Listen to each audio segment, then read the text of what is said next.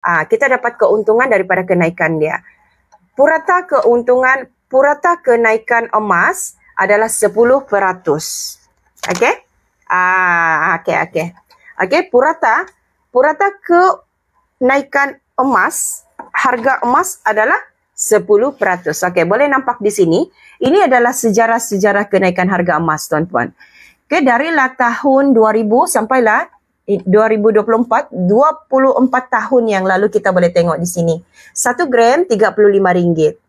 Okey, untuk 1 gram RM35. Sangat-sangat rendah kan kalau kita tengok hari ini RM35. Sangat-sangat rendah lah, menyesal lah. Kenapa lah kita tidak beli emas pada tahun 2000, tuan-puan? Kan? Padahal 1 gram, okey? Padahal 1 gram baru RM35. Okey, cuba kita kira. Kalau kita mau beli emas, tuan-puan, 10 gram pada tahun 2000, berapa kita hanya perlu bayar? Okey? RM350. RM350 untuk 10 gram, tuan-puan. Kalau kita fikir balik, alah, menyesal kan kita tidak beli? Jangan menyesal, tuan-puan.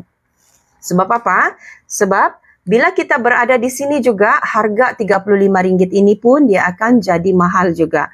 Kita akan cakap dia mahal. Mahal lah, RM35 1 gram. Kan? Kita akan sentiasa anggap emas itu mahal. Sampai bila-bila pun emas itu akan mahal.